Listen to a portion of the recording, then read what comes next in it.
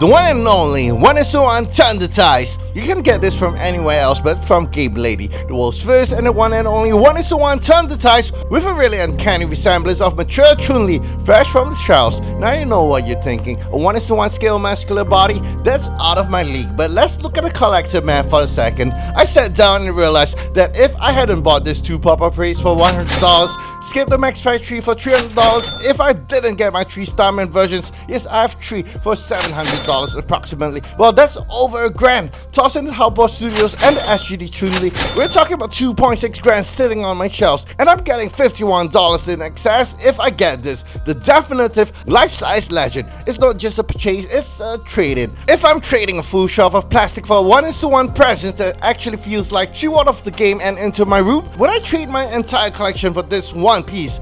Honestly, yes. Anyway, at any time if you'd like to look at the product, this is the standard 169cm Chun-Li F-size from Gamelady. I always get the recommended specs because it looks most natural. The link is in the description. Today, bringing to you another episode of Standardized in 1:1 scale. The previous was a Tifa Gamelady, but it still sends shivers down my spine when I have to unbox something this huge. So 2 things we want to uncover, but by now you would have already seen a preview of Chun-Li and I'm left in the dark. Face is what we want to know, if the face is Chun-Li's, and secondly, if you're actually going to get it standardized as advertised, because returning this stuff is going to be so difficult, because as I'm cutting open this crazy box I've anticipated for a long time, I'm scared if it doesn't deliver. So opening up the box, you'll see that it's packed with a lot of things, including some of these things for the next episode, which we'll keep as a secret for now. So please subscribe for the next episode. We have boots for the next episode. We have a huge packet of clothes for the next episode. We have Chun-Li shoes. I want to feel how it feels getting kicked by Chun-Li. I've got 2 heads, 1 for the next episode, but these are the only things that will ever go between her legs. So first look at her legs. Damn. It's already bigger than my palms. Look at this. And for standardized, we really have a huge pants. L size. The clothes actually don't look too good to be honest, but we'll see. Feels like there is a human beneath these sheets. Damn. Freaking macabre, but I'll show you how it comes to life. And before we get started, you definitely need this. If you don't have this, you're gonna have a very difficult time. 1:1 stands. Mine's the back leaning one, that's the saddle mount and a neck mount. They all have their trade-offs. Leaning means you can put her legs together, but her legs must always be on the plate. Saddle mount means you can have her legs spread, but you can't ever close it. Lastly, neck mount means you can do whatever you want, but your doll looks like it's on a noose. I'm not into death cosplay, so neck mount is out for me.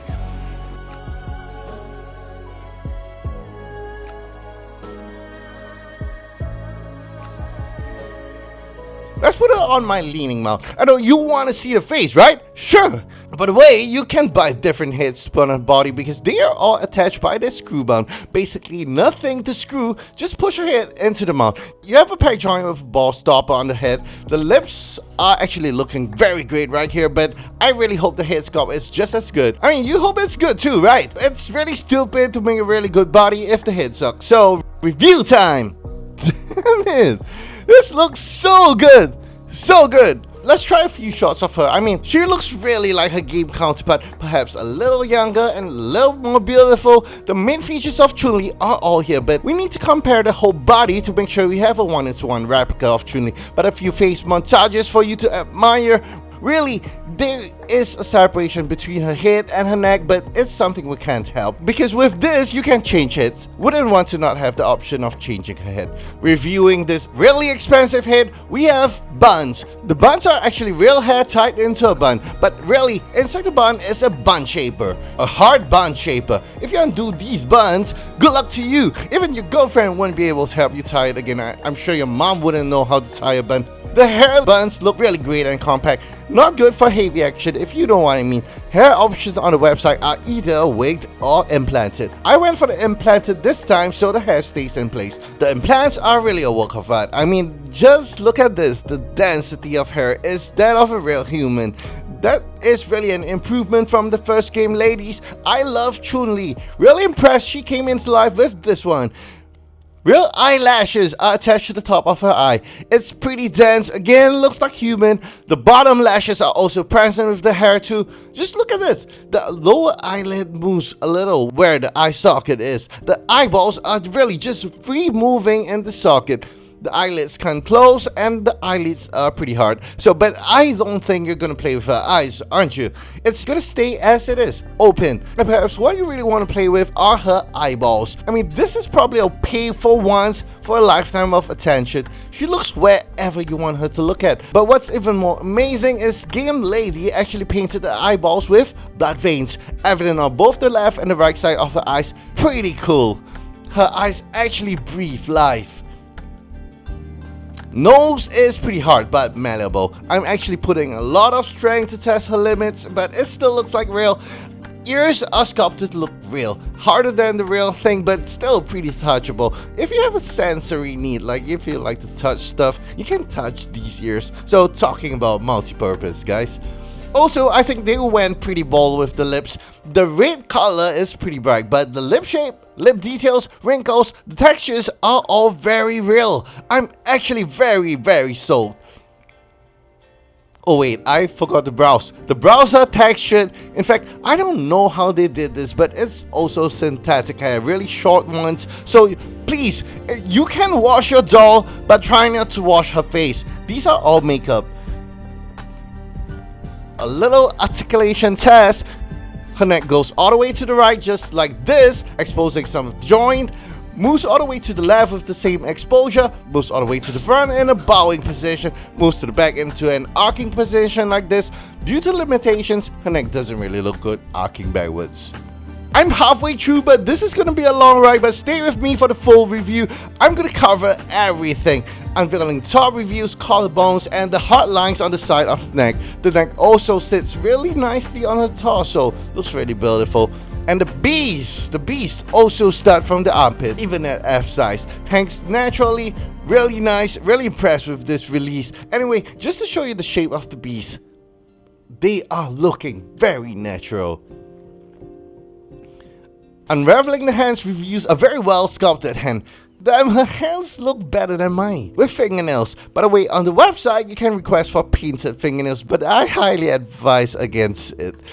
Just stick with the natural color. It's the most beautiful. And one of the biggest wow factor for me is the ability to bend her fingers at its intended joints. 3 sections for the long fingers, 2 sections for the thumb. They're really sturdy too, because sturdy is good on this figure because it allows it to stay in place. But I'm covered in sweat just reviewing this figure because it's so heavy. The punching stance is not exactly perfect, but her fingers can move laterally, left and right. So I guess instead of putting her in a fighting stance, let's just test if we can hold her hands.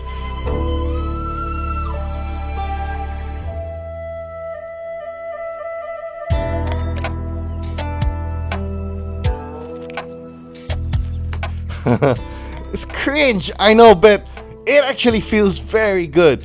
Hands can be bent forward and backwards at the wrist too, similar to the mantis stance. It bends backwards at a normal human angle, so if you need to twist it, ensure you don't break the silicone. I mean, look at how the silicone is bent. And really, whatever you want to do with your hands is up to your imagination. Well, you know, I seldom see muscular female arms, and this is phenomenal. It's really a fantasy come true.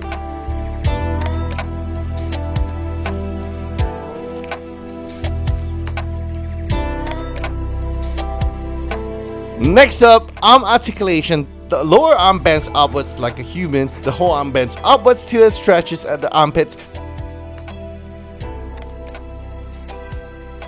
The lower arms cannot bend backwards on the elbow joint like human. Also, the whole arm moves sideways up to her head, but at an awkward position. It'll look better if you swing it from the front.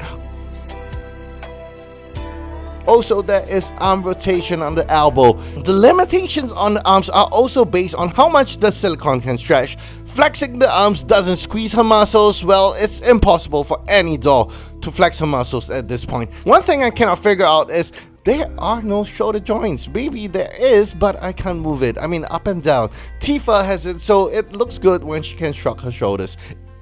And to add on to the realism, the abs are ripped. I only got this ripped during my teenager days, and after that it just got bigger and bigger. But this is the part I cannot upload. If you want to look at it, I'm posting some pictures on my Discord. Invitation is in the description. So in order to continue with the review, I have to put on a tennis dress on her. It ended up looking like a nurse dress, but I really want to show you they gave her very huge hips. I mean, very huge. Even her back is really attractive with that full back muscles. No wonder it's Gamelady. From game to your room. Which part of your room you decide.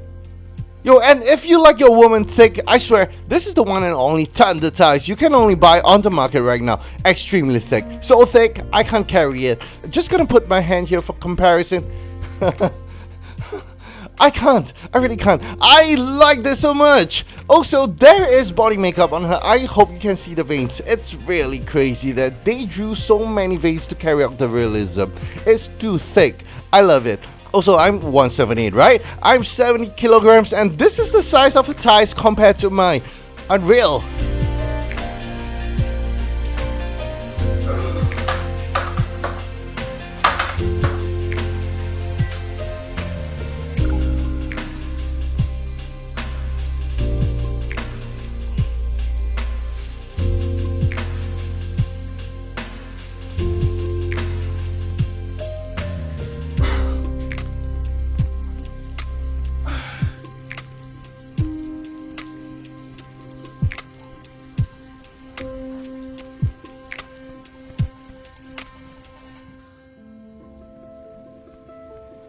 Thunder Thighs are looking even better at this low lighting. The legs are extremely hard to move, but it allows it to stand sturdily. It moves all the way up to this angle.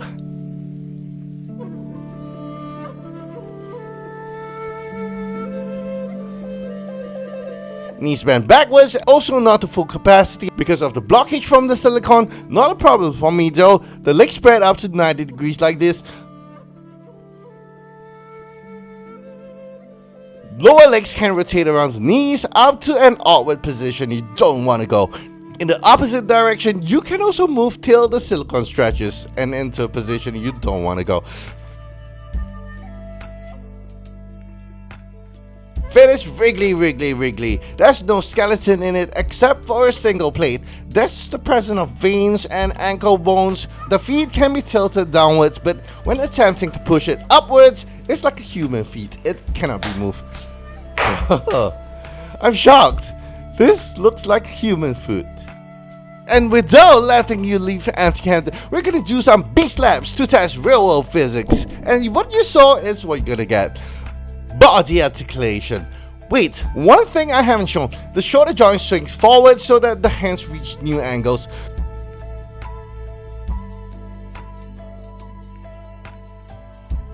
Shoulder joint swings backwards, also torso swings left to right, but it's extremely difficult unless you spin her in the Titanic movie movement.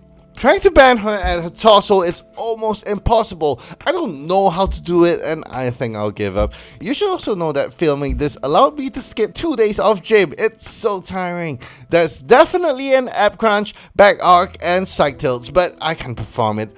It's good that we can't perform it, otherwise the figure won't be able to stand properly. You see the little bit of silicone all on the table. That is what you need to expect with your newly opened silicone doll. There will be quite a bit of bleeding. Clothes wise, unfortunately, the quality of these clothes on the outside are average in quality. I mean, these are pretty low priced clothes.